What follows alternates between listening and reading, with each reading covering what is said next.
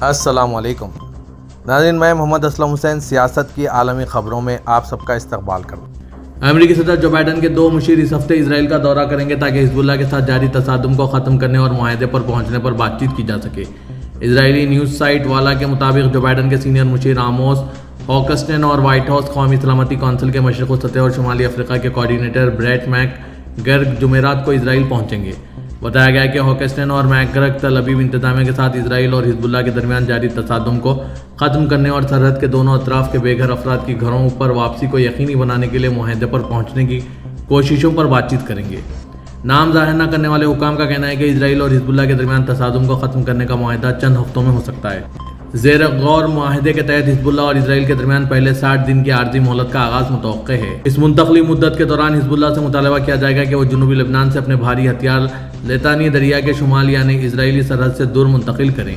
इसके अलावा लेबनानी फ़ौज को इसराइली सरहद पर 8000 फ़ौजी तैनात करने और जनूबी लबनान पर ज़मीनी कब्जा करने वाले इसराइली फ़ौज का तदरीबी तौर पर इलाके से इनखला का मनसूबा ज़ेर गौर है। बताया गया कि अगर ये इक़दाम 60 दिन की आर्जी मोहलत के दौरान उठाए गए तो इसराइल और हिजबुल्लाह के दरमियान जंगबंदी का ऐलान किया जाएगा।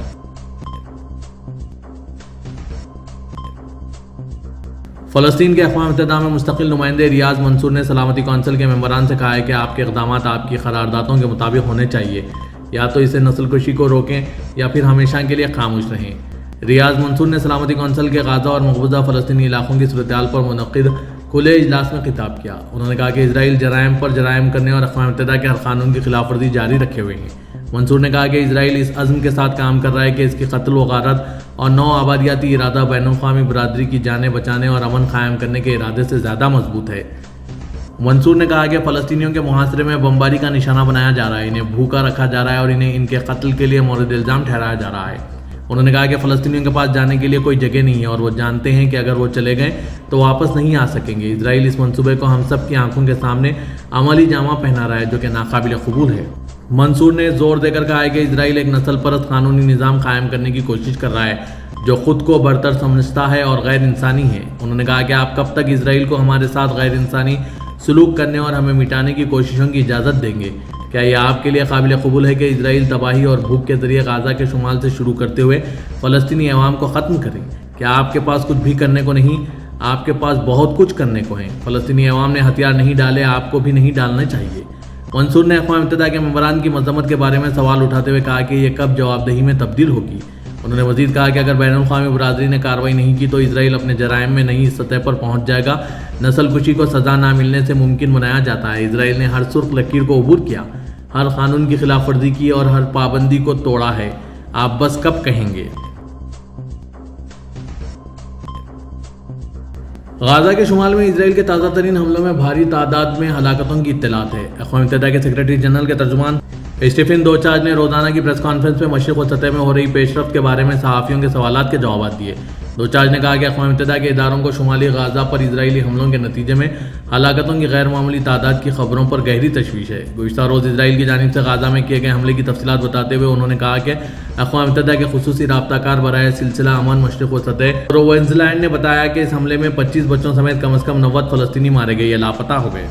इसराइल की पाबंदियों की वजह से इलाके तक रसाई मुमकिन न होने पर जोर देने वाले दोचार्ज ने कहा कि अक़वाम मुत्तहिदा के हुकाम और हंगामी मुदाखलत टीमों को गाज़ा में अवाम के लिए इमदादी खिदमात फराहम करने में इंतहाई मुश्किलात का सामना करना पड़ा है।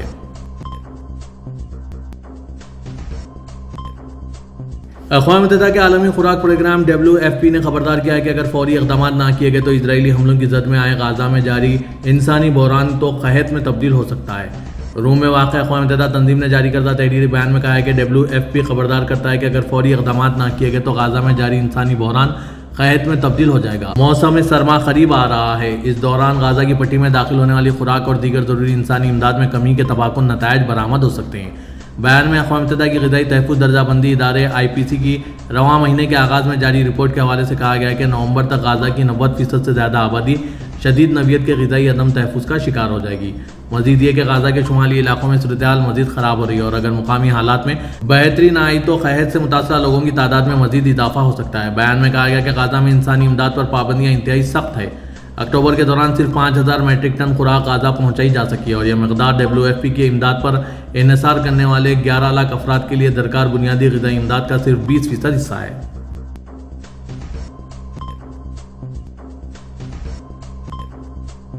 8 अक्टूबर 2023 को इसराइल हिजबुल्लाह तनाज़े के आगाज़ के बाद से लेबनान पर इजरायली फ़िज़ाई हमले में मरने वालों की तादाद 2792 हो गई है, जबकि ज़ख्मियों की तादाद 12772 तक पहुँच गई। लेबनान की वज़ारत सेहत ने आज ये इत्तला दी। वज़ारत सेहत ने मज़ीद कहा कि गुज़श्ता पीर के रोज़ 82 अफराद फौत और 180 दीगर ज़ख्मी हुए।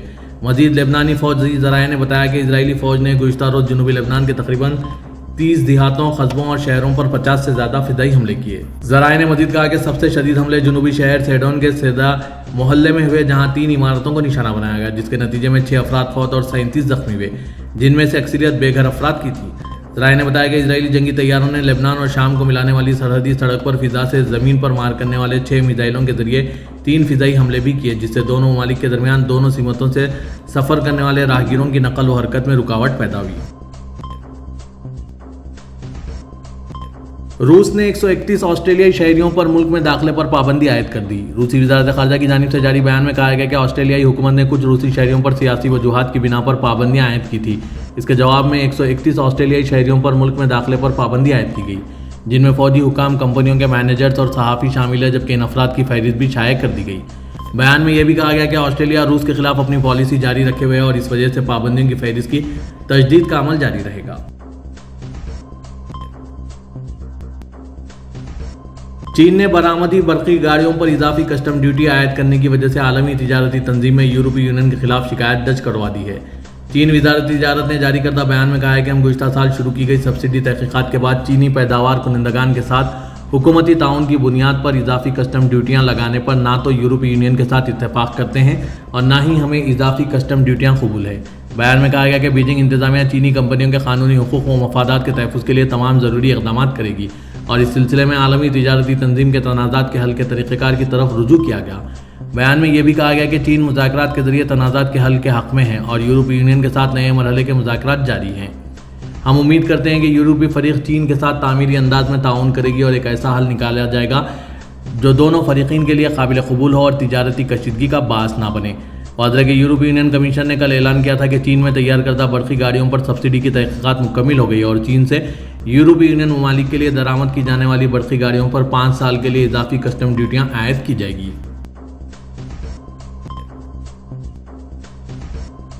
कनाडा की हुकूमत ने इल्ज़ाम लगाया कि उसकी सरजमीन पर अलहदगी पसंद सिख रहनुमाओं को निशाना बनाने की साजिश के पीछे हिंदुस्तान के वज़ीर दाखिला अमित शाह हैं, जो कौम परस्त इंडियन वज़ीर आज़म नरेंद्र मोदी के करीबी इत्तेहादी है। खबरसां एजेंसी रॉयटर्स के मुताबिक हिंदुस्तान से इससे कबल भी कनाडा के इस तरह के इल्ज़ामात बेबुनियाद करार देकर मुस्तरद कर दिया गया और कहा है कि इसमें कोई किरदार नहीं। नायब कैनेडियन वज़ीर ख़ारजा डेविड मॉरिसन ने अपनी पार्लियामेंट के कमेटी को बताया कि उन्होंने अमेरिकी अखबार को अमित शाह की तफसील पेश की। उन्होंने कमेटी को बताया कि सहाफ़ी ने मुझे फ़ोन करके पूछा कि क्या अमित शाह ही वो शख्स है। मैंने तस्दीक की कि वही शख्स है। डेविड मॉरिसन ने मज़ीद तफसील या शवाहिद फराहम नहीं किए। इस पर ओटावा में इंडियन हाई कमीशन या दिल्ली से इंडियन वज़ारत ख़ारजा ने कोई फौरी तबसरा नहीं किया।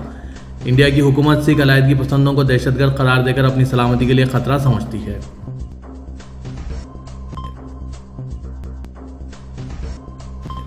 तौक़्क़ा की जा रही है कि रवां साल 2024 के अख्तिताम तक सऊदी अरब में रोबोट तैयार करने के लिए फैक्ट्री कायम की जाएगी। सबक वेबसाइट के मुताबिक रोबोट तैयार करने वाली फैक्ट्री सॉफ्ट बैंक के ताउन से कायम होगी। बाखबर ज़राए का कहना है कि कई $100 बिलियन की लागत से कायम की जाने वाली फैक्ट्री का इफ्तिताह दिसंबर 2024 में होगा। बैंक के ज़राए ने बताया कि सऊदी इन्वेस्टमेंट फंड ने पहले से मसनूई ज़हानत पर $100 बिलियन की सरमायाकारी कर रखी है। वाज़ह है कि सऊदी अरब ने 2035 तक 23,000 फैक्ट्रियों को मसनूई ज़हानत से चलाने का मंसूबा बना रखा है।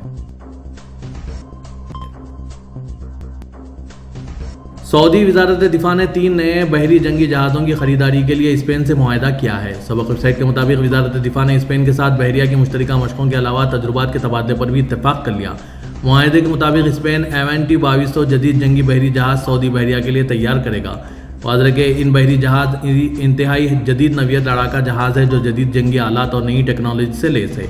बहरी जहाज़ की लंबाई 58 मीटर है, जबकि इसकी रफ्तार 35 नॉट्स और वज़न 2500 टन है। सऊदी अरब ने अक़वाम मुत्तहिदा की relief and works agency UNRWA को इसराइल और मकबूजा मशरक़ी यरूशलेम में काम करने से रोकने से मुतालिक इसराइली फैसले की सख्त मज़म्मत की। SPA के मुताबिक आज वज़ारत ख़ारजा के बयान में इसे आलमी क़वानीन की खुली खिलाफवर्जी और बैनुल-अक़वामी उसूलों पर बराह हमला करार दिया। वाज़ह कि इसराइल की पार्लियामेंट ने अक़वाम मुत्तहिदा की इमदादी एजेंसी को इन इलाक़ों में काम से रोकने की मंजूरी दी है।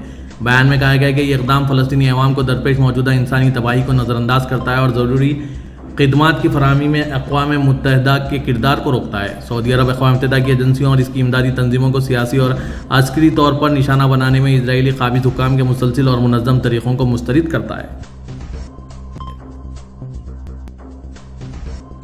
پاکستان کے وزیراعظم شہباز شریف نے اسرائیل کی جانب سے اقوام متحدہ کی امدادی ایجنسی UNRWA پر پابندی کو عالمی قانون کی کھلی خلاف ورزی قرار دیا۔ آج چہارشنبے کو social media platform X پر ایک بیان میں پاکستانی وزیراعظم نے مقبوضہ فلسطینی علاقوں میں مہاجرین کے لیے کام کرنے والی اقوام متحدہ کی امدادی ایجنسی UNRWA کے کام پر اسرائیل کی جانب سے پابندی عائد کرنے کی سخت مذمت کی۔